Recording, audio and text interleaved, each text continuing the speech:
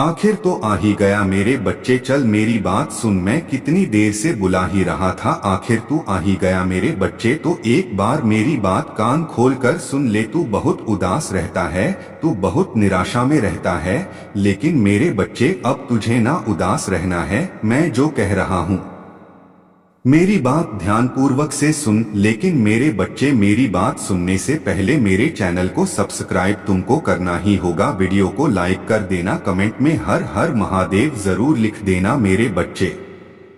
सृष्टि के प्रारंभ में जब न समय था, न काल था, न दिशा थी, न ध्वनि, न गंध, न प्रकाश, तभी एक असीम अनंत अचल निर्गुण निराकार सत्ता विद्यमान थी।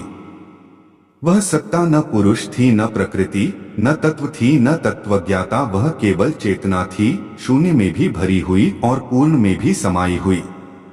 उसी चेतना को महर्षियों ने महादेव कहा। वही आदियोगी, वही आद्य, वही जगत का मूल कारण। जब ब्रह्मा का संकल्प प्रारंभ हुआ और विष्णु की लीला घटित हुई, उस समय भी शिव ही थे जो संपूर्ण ब्रह्मांड के पार समाधि की अग्नि में स्थिर अनंत काल तक निर्विकार बैठे रहे। कहते हैं कि जब पहली बार प्राण की हलचल शून्य में दौड़ी, ब्रह्मांड के कणों में कंपन हुआ और आकाश की तहों में ज्योति चमकी, तब शिव की जटाओं में हल्की कंपी उठी। यह संकेत था कि सृष्टि धारण करने के लिए अब एक संतुलन शक्ति चाहिए। ब्रह्मा और विष्णु अपनी अपनी भूमिकाएं निभा रहे थे, परंतु सृष्टि के संरक्षण के लिए तांडव और अनुग्रह, विनाश और करुणा दोनों का रूप धारण करने वाला देव चाहिए था। तभी आदि तत्व स्वयं विभूति रूप में अवतरित हुए और एक तेजस पुरुष प्रकट हुआ। गहन नीले वर्ण में, तीसरे नेत्र का विद्युत तेज लिए, जटा में गंगा धारित किए, गले में नाग, मुख पर स्मित और शरीर पर राख। यह स्वरूप पहली बार देखा गया। ब्रह्मा और विष्णु ने नमन किया। उस दिन से उन्हें शिव नाम मिला, कल्याणकारी। परंतु यह तो कथा की शुरुआत थी। असल कथा तब आरंभ होती है जब प्रकृति और पुरुष का मिलन हुआ। हिमालय की पुत्री पार्वती जन्म ले चुकी थीं और उनके मन में केवल एक ही संकल्प था, शिव को पाना, शिव को अपना बनाना, शिव की अर्धांगिनी बनना। लेकिन शिव संसार से दूर, निरंतर समाधिस्थ, किसी भी लौकिक विचार से परे, किसी भी इच्छा से मुक्त थे। उनका मन न आकर्षित होता, न विक्षिप्त होता। वे केवल योग थे, केवल ध्यान थे, केवल ब्रह्मा थे। पार्वती ने तपस्या शुरू की, वर्षों तक कठोर तप किया। हिमालय की गुफाएं उनकी साधना से गूंज उठीं। देवताओं ने देखा कि पार्वती के संकल्प में इतनी शक्ति है कि वह स्वयं ब्रह्मांड के संतुलन को बदल सकती है। लेकिन शिव का ध्यान टूट ही नहीं रहा था। देवताओं ने कामदेव को भेजा, पर शिव के तीसरे नेत्र की अग्नि से कामदेव भस्म हो गए। पार्वती ने यह समाचार सुना तो भी उनका मन विचलित नहीं हुआ। उन्होंने उस अग्नि को भी स्वीकार किया और अपने धैर्य को और बढ़ा दिया। प्रकृति भी उनके पक्ष में थी, वृक्ष उनके लिए फल छोड़ते, पशु उनके पास शांत बैठते, वायु उन्हें थकने नहीं देती। इस पूरे समय शिव समाधि में थे, परंतु उनके भीतर कहीं गहरे पार्वती के संकल्प की सूक्ष्म तरंगे पहुंच चुकी थीं। एक दिन नारद ने शिव से कहा, देव, यह तपस्या व्यर्थ नहीं है। यह केवल एक स्त्री का संकल्प नहीं, यह शक्ति का आवाहन है। शक्ति के बिना शिव अधूरे हैं। शिव स्मित हुए। उन्होंने नेत्र खोले और पार्वती की तपस्या को देखा। वर्षों की तपस्या के बाद उनका शरीर कृश हो चुका था, पर मन उत्तम था। शिव उनके सामने प्रकट हुए और एक शांत मधुर आवाज में कहा, देवी, तुमने मुझे तपस्या से बांध लिया है। मैं तुम्हारे प्रेम को स्वीकार करता हूं। उस क्षण सृष्टि में एक दिव्य प्रकाश फैला। देवताओं ने शंख बजाए, ऋषि मुनियों ने स्तुति गाई। शिव और शक्ति का मिलन हो चुका था। लेकिन कथा यहां समाप्त नहीं होती।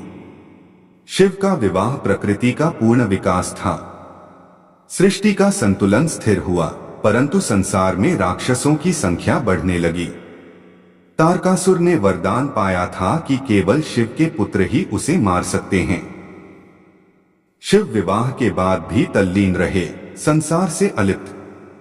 देवताओं ने पर्वतों में छिपकर यज्ञ किए कि शिव और शक्ति का पुत्र जन्म ले जो तारकासुर का संहार करे। पार्वती शिव के साथ कैलाश पर रहती और एक दिन उन्होंने कहा, स्वामी, सृष्टि आपसे विनती कर रही है। एक वीर पुत्र का जन्म संसार का कल्याण करेगा। शिव ने संकल्प लिया और इसी संकल्प से कार्तिकेय का जन्म हुआ। कार्तिकेय का जन्म चमत्कारी था। अग्नि देव ने गर्भ को धारण किया, गंगा ने उसे शीतलता दी और कृत्तिकाओं ने उसे पाला। इसलिए वे स्कंद, कार्तिकेय और षण्मुख बने। जब वे युवा हुए, उनके भीतर दैदीप्यमान तेज था। तारकासुर का अंत उनके हाथों होना था। देवताओं की सेना तैयार हुई। कार्तिकेय ने युद्धभूमि में प्रवेश किया। तारकासुर का रूप विशाल था, उसकी शक्ति असीमित थी, परंतु कार्तिकेय के भीतर सृजन और संहार दोनों का तेज था। उन्होंने अपने दिव्य भाल से तारकासुर का संहार किया। उस दिन देवताओं ने शिव की स्तुति की क्योंकि उन्होंने ही संसार को मुक्त किया था। इधर शिव कैलाश पर ध्यान में रहते और पार्वती परिवार को संभालती। एक दिन पार्वती ने स्नान के लिए दरवाजे पर एक बालक को स्थापित किया जिसे उन्होंने मिट्टी से बनाया था। उन्होंने कहा, जब तक मैं बाहर न आऊं किसी को अंदर मत आने देना। शिव आए और उन्हें भीतर प्रवेश से रोका गया। शिव ने कई बार समझाया पर बालक नहीं माना। महादेव का तीसरा नेत्र क्रोध से नहीं, धैर्य से खुला। उन्होंने गण को संकेत दिया। गण रूपी ऊर्जा ने बालक का मस्तक धड़ से अलग कर दिया। पार्वती बाहर आईं और रो पड़ी। उनका क्रोध सृष्टि के संतुलन को डिगा सकता था। शिव ने तुरंत उत्तर दिशा में हाथी का मस्तक लाकर बालक को पुनर्जीवित किया। यही बालक गणेश कहलाया, विघ्नहर्ता बना और देवताओं के मुखिया गण बनकर पूज्य हुआ। कैलाश पर एक दिन पार्वती और शिव खेल रहे थे। कार्तिकेय और गणेश भी थे। देवताओं ने प्रश्न उठाया कि इन दोनों में बड़ा कौन?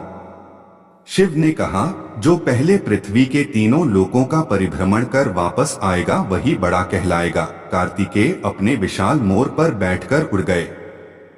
गणेश ने सोचा, मेरा वाहन चूहा है, मैं कैसे प्रतिस्पर्धा करूं? फिर उन्होंने अपने माता पिता की प्रदक्षिणा कर ली। शिव मुस्कुराए और बोले, गणेश, तुमने सबसे बड़ा ज्ञान दिखाया। माता पिता ही सारे लोग हैं, तभी से जीवन में बुद्धि प्रथम मानी जाती है। कथा और आगे बढ़ती है। रावण ने शिव की कठोर तपस्या की। उसे शक्ति चाहिए थी, वरदान चाहिए था ताकि वह त्रिलोक को जीत सके। शिव उसकी तपस्या से प्रसन्न हुए। रावण ने शिवलिंग को उठाने का प्रयास किया और कैलाश ही हिलने लगा। पार्वती ने घबराकर शिव को देखा। शिव ने अपना पैर कैलाश पर रखा और रावण की भुजाएं दब गईं। रावण वेदना में संगीत गाने लगा। उसका यह स्तोत्र शिवतांडव स्तोत्र कहलाया। शिव ने प्रसन्न होकर उसे वरदान दिया। यही रावण आगे जाकर शिव का परम भक्त कहलाया, परंतु अहंकार ने उसे पतन की ओर धकेला। अब कथा आती है तांडव की। जब सती ने अपने पिता दक्ष का यज्ञ देखा जहां शिव का अपमान हो रहा था, उनका हृदय टूट गया। उन्होंने योगाग्नि में देह त्याग दी। शिव जब पहुंचे और सत्य देखा तो उनका क्रोध भयंकर हो गया।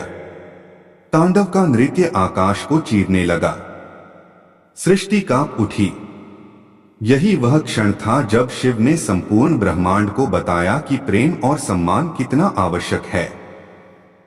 उन्होंने वीरभद्र को उत्पन्न किया जिसने यज्ञ का विनाश किया। यह तांडव सृष्टि में संतुलन का बड़ा कारण बना।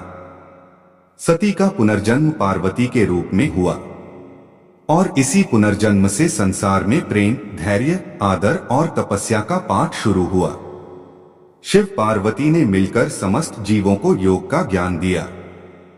वे कभी कैलाश पर साधना करते, कभी हिमखंडों के पार, कभी काशी के श्मशान में, जहां वे अपने गलों में नाग डालकर भूत प्रेतों के साथ बैठते, क्योंकि शिव सभी को समान दृष्टि से देखते। अमीरी गरीबी, छोटा बड़ा, पापी पुण्यवान, सब उनके लिए एक समान। वे ही योगी हैं, वे ही भोले हैं, वे ही औघड़ हैं। फिर आता है वह प्रसंग जब समुद्र मंथन हुआ।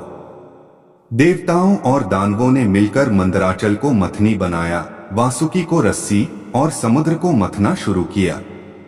जब हलाहल विष निकला, सृष्टि जलने लगी। कोई उसे ग्रहण नहीं कर सकता था। देवता रो पड़े। शिव ने बिना देर किए विष को हाथ में लिया, उसे पीकर गले में रोक लिया ताकि वह पेट में न जाए। विष का प्रभाव गले में स्थिर हो गया और उनका गला नील हो गया। तभी वे नीलकंठ कहलाए। पार्वती ने उनके गले में हाथ रखा ताकि विष पूरे शरीर में न फैल जाए।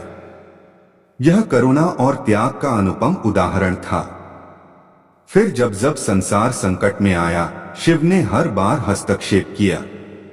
भस्मासुर का प्रसंग हो या गजेंद्र मोक्ष में सहायता हो या वृत्रासुर का अंत हो, महादेव की करुणा अपार थी।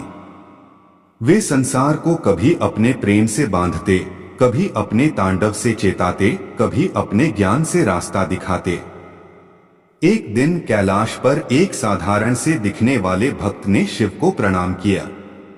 उसका नाम उपमन्यु था। वह बालक शिव को पाने की सांसारिक सीमाओं से परे तपस्या करता था। शिव ने प्रसन्न होकर उसे दूध दिया, फिर वरदान दिया। वही उपमन्यु बाद में ऋषि बना। फिर मार्कंडेय का प्रसंग आया, जो मृत्यु से परे शिव की कृपा से चिरंजीवी बने। उनकी तपस्या और शिव का स्पर्श इतना गहरा था कि काल भी उन्हें छू न सका। इसी प्रकार कई युग बीते। शिव ने काशी को अपनी नगरी बनाया, जहां मृत्यु भी मोक्ष बन जाती है। कहा जाता है कि काशी में मरने वाले को शिव स्वयं तारक मंत्र देकर मुक्त कर देते हैं। यह वह नगर है जो कभी नष्ट नहीं होता। शिव का त्रिशूल इसे हर विनाश से बचाता है। अब कथा कैलाश से आगे बढ़ती है, जहां शिव और पार्वती एकांत में बैठे थे। हिमालय की ठंड में भी शिव का ताप पार्वती को गर्म रखता और पार्वती का प्रेम शिव को अधिक शांत बनाता। दोनों के बीच संवाद चलता, कभी संसार के विषय में, कभी समाधि के रहस्यों पर, कभी प्रेम के अर्थ पर। पार्वती पूछती, स्वामी, आपके त्रिशूल के 3 नुकीले भाग किसका प्रतीक हैं? शिव ने कहा, भूत, भविष्य और वर्तमान तीनों को साधने वाला ही जीवन को समझ पाता है। पार्वती ने फिर पूछा, और आपका डमरू? शिव बोले, डमरू की ध्वनि से ही पहला उत्पन्न हुआ था। भाषा, संगीत, नाद सब इसी से शुरू हुए। तभी गणेश पास आकर बोले, पिता, तो क्या डमरू संसार का पहला वाद्य है? शिव मुस्कुराए, सबसे पहला और सबसे अंतिम। कैलाश पर हर दिन कुछ नया होता। कभी ऋषि आते, कभी देवता, कभी सिद्ध, कभी योगी। सभी शिव से ज्ञान पाते। वे सबके गुरु थे। उन्हें आदियोगी कहा गया। उन्होंने सप्तऋषियों को विद्या दी, जिन्होंने आगे जाकर पूरी मानवता को योग और तंत्र का ज्ञान दिया।